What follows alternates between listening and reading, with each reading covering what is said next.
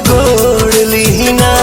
अभी जो वीडियो देखा आप लोगों ने, ये है सौम्या पोखरेल। जी हाँ, जो कि पवन सिंह का एक नया गाना आया है, पिया छोड़ दीना। जी हाँ, ये गाना जो कि 4 घंटे में 1 मिलियन से भी ज़्यादा का व्यूज प्राप्त कर चुका है।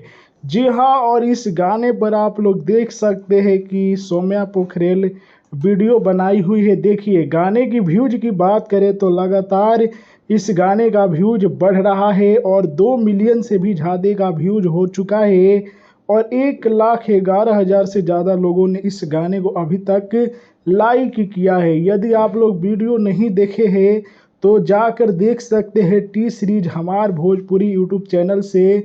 इसमें पवन सिंह के साथ आप लोग आस्था सिंह को देखेंगे और ये पवन सिंह का जो कि नया वीडियो सॉन्ग है। जी हाँ, तो इस गाने को यदि आप लोग देख चुके हैं तो आप लोगों को कैसा लगा है मुझे कमेंट में ज़रूर बताइएगा।